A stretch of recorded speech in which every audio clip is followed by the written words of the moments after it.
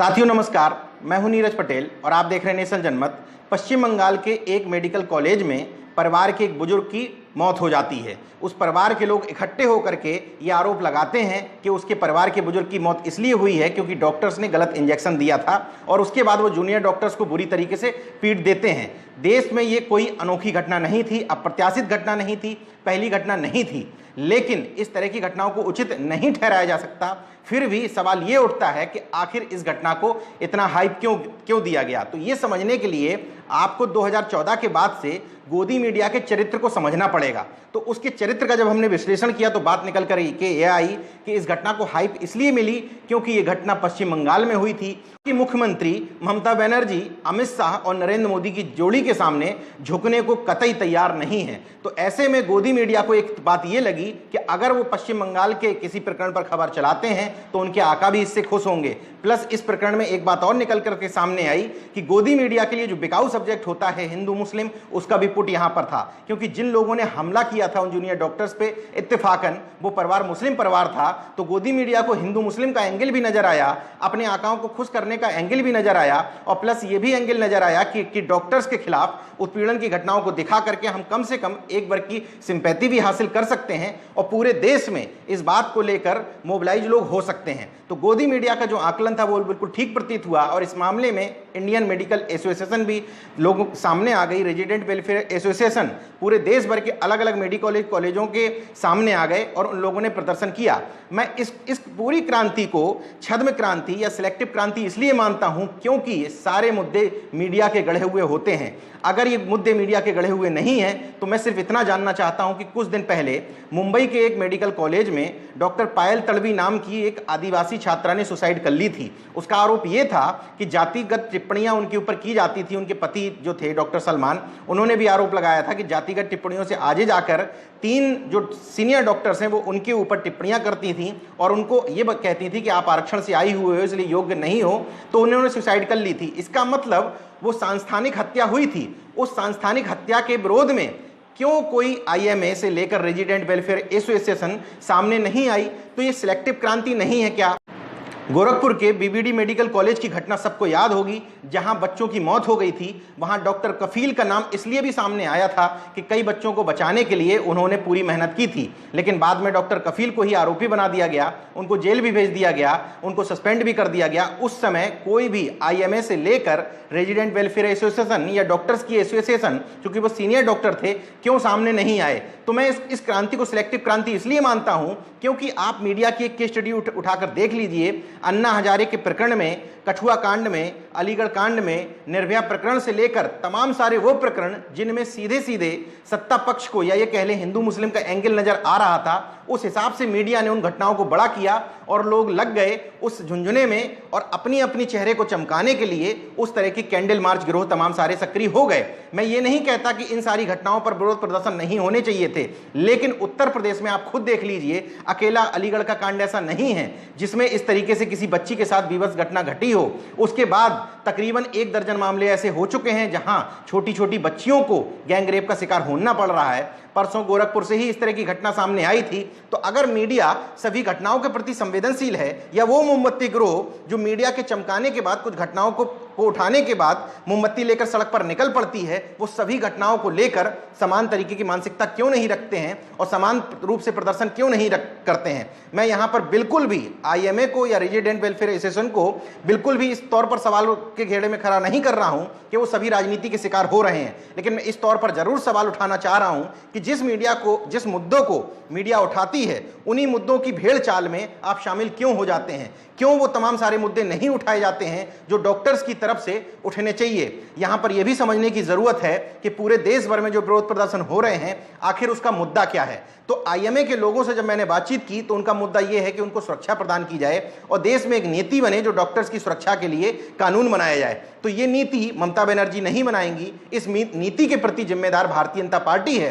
तो अगर Bharatiya Janata party, doctor Harshvardhan जो स्वास्थ्य मंत्री है और अमित शाह खुद एडवाइजरी जारी कर सकते हैं पश्चिम बंगाल को और उनको पूछ सकते हैं कि उनके यहाँ इतनी हिंसा क्यों हो रही है, तो अमित शाह अगर इन घटनाओं को लेकर इतने जागरूक और सचेत हैं तो कृपया करके उन्हीं की तरफ से ये घोषणा कर दी जाए कि आखिर ये कानून संसद में कब लाया जाएगा और इस डॉक्टरों की सुरक्षा को लेकर कानून कब बनाया जाएगा। केंद्र में नरेंद्र मोदी की यानी कि भारतीय जनता पार्टी की सरकार है, तो इस कानून को बनाने के लिए निश्चित तौर पर भारतीय जनता पार्टी उत्तरदायी है। इसका मतलब ये कतई नहीं है कि मैं ये कह रहा हूं कि ममता बनर्जी का इस घटना में कोई भी नेगेटिव रोल नहीं था।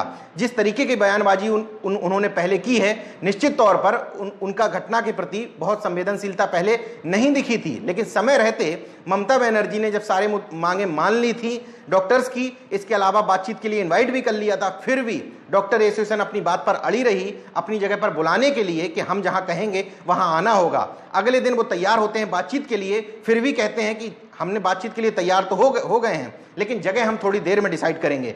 इस तरह की प्रोफेशन से जुड़े हुए लोग हैं आप, जिस तरीके के प्रोफेशन में एक एक मरीज की जिंदगी इंपॉर्टेंट है, और जब आप डॉक्टरी के पेशे में आते हैं तो ये सोच करके आते हैं कि हमारे लिए किसी मरीज की जिंदगी को बचाना सबसे इंपॉर्टेंट है। ऐसे समय में 7-7 दिन लगातार अगर हड़ताल पर हैं तो क्या आपकी मानवीय संवेदनाओं को यह ना माना जाए कि वो खत्म हो चुकी हैं?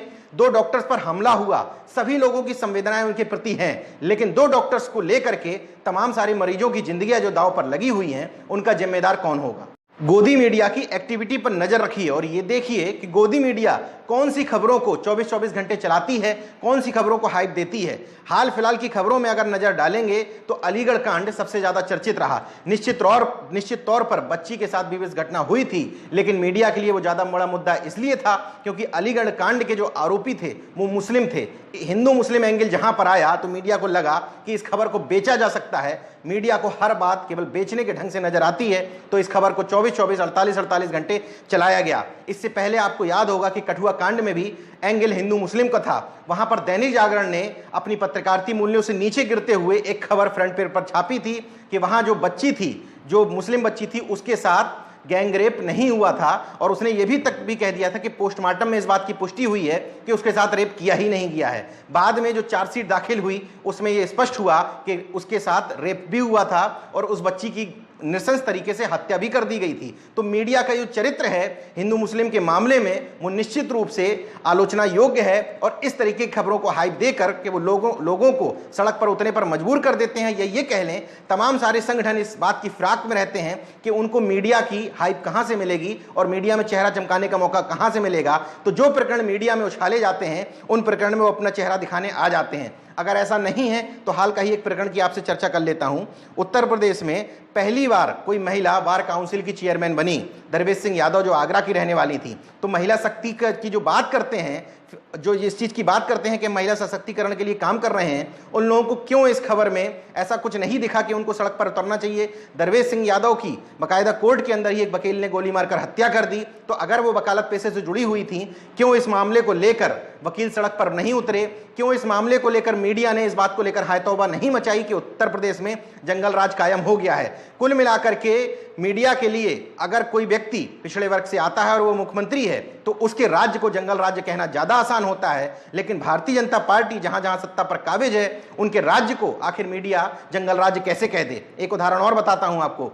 स्मृति ईरानी की घटना में मीडिया ने ये तो सब खूब महिमा मंडित किया कि स्मृति ईरानी ने महिला होते हुए कंधा दिया था, लेकिन उसी मीडिया ने यह सवाल नहीं पूछा कि इस तरीके से स्मृति ईरानी यानी कि एक केंद्रीय मंत्री के करीबी की हत्या कैसे हो जाती है। लॉ एंड ऑर्डर पर इसी मीडिया ने सवाल नहीं उठाए। अलीगढ़ कांड पर इसी मीडिया ने हाय तौबा तो मचाई कि वो जो आरोपी था वो परिवार मुस्लिम परिवार था, लेकिन मीडिया ने योगी आदित्यनाथ की सरकार पर यह सवाल क्यों नहीं उठाए कि उसके राज्य में लगातार रेप की, मर्डर की और तमाम हत्याओं की संख्या बढ़ती चली जा रही है। यानी कि जब सवाल उठाने होंगे तो अपराधी की जाति पर सवाल उठेगा जब योगी आदित्यनाथ या भारतीय जनता पार्टी की तमाम सरकारों की बात होगी, लेकिन जब दूसरी सरकारें होंगी तो वहां सीधे सरकार से सवाल किए जाएंगे और कहा जाएगा कि फलाने मुख्यमंत्री के राज्य में तो जंगल राज कायम हो गया है।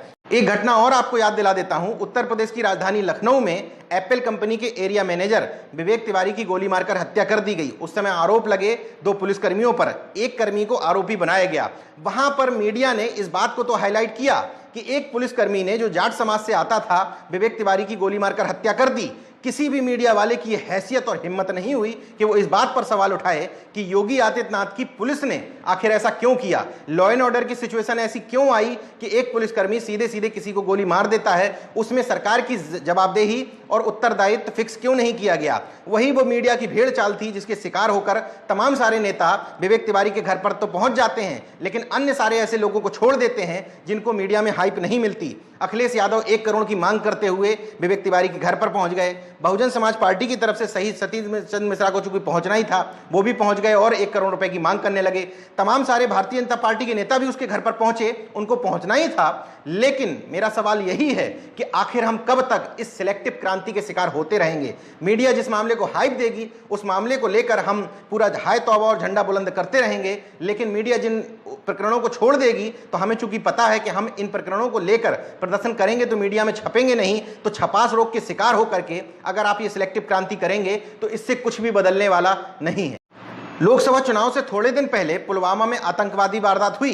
गोदी मीडिया में किसी की भी ये हिम्मत नहीं हुई कि इस बात पर सवाल उठाए कि देश के राष्ट्रीय सुरक्षा सलाहकार अजीत डोभाल क्या कर रहे थे, इतना आरडीएक्स कैसे जम्मू कश्मीर में आ गया। इस बात पर तनिक भी सवाल नहीं उठाए गए कि जितनी भी रॉ से लेकर तमाम सारी आईवी से लेकर जो एजेंसियां हैं वो आखिर क्या कर रही थी। केंद्र सरकार जो दावा करती है कि हम हर स्थिति पर नजर बनाए रखे हुए हैं, वो आखिर क्या कर रही थी, इस बात पर सवाल नहीं उठे। लेकिन उसके तुरंत बाद जब एयर स्ट्राइक होती है तो उसमें पूरा श्रेय नरेंद्र मोदी को दे दिया गया। गोदी मीडिया ने बताया कि कैसे जो पूरा ऑपरेशन हुआ था उसमें नरेंद्र मोदी निगाह रखे हुए थे। बाद में उन्होंने एक जो इंटरव्यू दिया था उसमें आके ये भी ज्ञान दे दिया कि मैंने बताया था कि बादल बहुत ज्यादा हैं, तो बादल के बीच में रडार काम नहीं करेगा और वायुसेना को इस समय भेज देना चाहिए और हमला करवा देना चाहिए। तो यहां पर आप सिलेक्टिव पत्रकारिता देख रहे हैं कि जहां पर सरकार पर सवाल करने की बात होती है वहां पर एंगल हिंदू मुस्लिम या जाति को दे दिया जाता है, लेकिन जहां पर सरकार की वाहवाही करनी होती है वहां सरकार को पूरे नंबर दे दिए जाते हैं। पश्चिम बंगाल के प्रकरण में ऐसा नहीं है कि मेरी सिंपैथी डॉक्टर्स के प्रति नहीं है, लेकिन पश्चिम बंगाल के प्रकरण में भी पूरा प्रकरण मैं ठोक करके कह सकता हूं कि राजनीति का शिकार हो रहा है। स्वास्थ्य मंत्री हर्षवर्धन सवाल तो उठाते हैं, लेकिन ये नहीं बताते हैं कि डॉक्टरों की सुरक्षा करने के लिए उनकी तरफ से, उनकी सरकार की तरफ से क्या जरूरी कदम उठाए जाएंगे।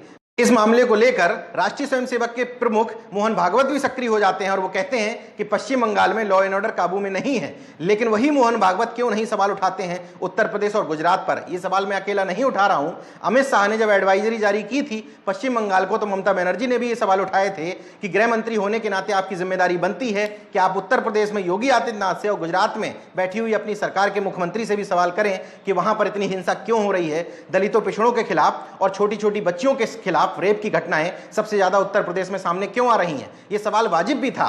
तो निश्चित तौर पर इन सारे सवालों को जब लोग देखेंगे तो इस बात को उनको समझ में आएगा कि कहीं वो किसी सिलेक्टिव क्रांति के या जानबूझकर किए जा रही किसी घटना के शिकार तो नहीं हो रहे हैं। मेरा सवाल पश्चिम बंगाल के रेजिडेंट डॉक्टर्स से भी है कि जब वहां की मुख्यमंत्री आपसे पूरी तरीके से बातचीत करने को तैयार हैं तो अभी तक हड़ताल क्यों नहीं तोड़ी गई, जबकि आपकी हड़ताल इतनी इंपॉर्टेंट है कि अगर सेना का कोई व्यक्ति ये कहने लगे कि हम आज बॉर्डर पर सिक्योरिटी नहीं करेंगे, हड़ताल कर देंगे। कुछ सेवाएं ऐसी होती हैं जिन सेवाओं को आप अन्य सेवाओं से तुलना नहीं कर सकते, इसीलिए डॉक्टर को नीचे के यानी कि जमीन के भगवान का रूप दिया जाता है। अन्य सेवाओं को इस तरीके से भगवान का रूप या दर्जा नहीं मिलता है। निश्चित रूप से जो डॉक्टर अच्छे हैं, जिनका मरीजों के प्रति व्यवहार अच्छा है, उन डॉक्टरों का जीवन भर कभी ना किसी से झगड़ा होता है, ना कभी उनके ऊपर हमला किया जाता है। लेकिन तमाम ऐसी घटनाओं में देखा गया है कि डॉक्टर का रवैया मरीज और उनके परिवारों के प्रति अच्छा नहीं होता है। इस प्रकरण में एक बात को और भी लोगों को ध्यान रखना चाहिए, जो इस समय सड़कों पर उतरे हुए हैं, डॉक्टरों के प्रति सिंपैथी जाहिर कर रहे हैं। इसी डॉक्टर समुदाय में से कुछ ऐसे भी डॉक्टर निकल करके आते हैं, जैसी दिल्ली में घटना हुई, जो किडनी बेचने के धंधे में लिप्त पाए जाते हैं या अपनी दुकानें चमकाने के लिए महंगी महंगी दवाइयां लिखते हैं और उसके बाद बैकडोर से उन दवाइयों को बिकवा दिया करते हैं। कमीशन खोरी भी इस धंधे में कम नहीं है। निश्चित तौर पर अगर इस तुलना करें तो लोग ये भी कहते हैं कि अन्य धंधों के प्रति हम ईमानदार हैं, तो हम सबसे ईमानदारी की उम्मीद नहीं कर सकते, लेकिन इतनी उम्मीद तो कर ही सकते हैं कि कैंसर का कोई मरीज अगर आपके पास आता है तो आप 1 लाख का इंजेक्शन लगाने की बजाय अगर उसका काम 5,000 में चल जा रहा है तो कम से कम आप उस व्यक्ति को, जो वैसे ही पहले से मरा हुआ है, कम से कम इस तरीके से आर्थिक नुकसान तो नहीं पहुंचाएंगे। आप देखते रहिए नेशनल जनमत। जागरूक और सजग इस बात के लिए बने रहिए कि आप गौर से इस गोदी मीडिया के चरित्र को समझिए कि वो आपको किन बातों पे उलझा करके, किस बात को हाइप दे करके किन लोगों को फायदा पहुंचाने की कोशिश कर रहा है। बहुत सारे अच्छे लोग जो अच्छी नीयत के डॉक्टर्स हैं, अच्छी नीयत के रेजिडेंट्स हैं, वो भी इस राजनीति के शिकार हो करके गाहे बगाहे, भले ही वो अपने मुद्दों की मांग कर रहे हैं, लेकिन मुद्दा अल्टीमेट जाकर के टिक ये रहा है कि ममता बनर्जी पश्चिम बंगाल में अच्छी सरकार नहीं चला पा रही हैं। इसलिए आगे आने वाले चुनाव में लोगों को भारतीय जनता पार्टी को सपोर्ट करना चाहिए। आप देखते रहिए नेशन जनमत, जागरूक और सजग बने रहिए। जय विज्ञान, जय संविधान। धन्यवाद दोस्तों, अगर आपने मेरा YouTube चैनल सब्सक्राइब नहीं किया तो प्लीज़ सब्सक्राइब कर लें और उस बेल आइकन पर जरूर क्लिक करें, जिससे जो मेरे न्यू वीडियो है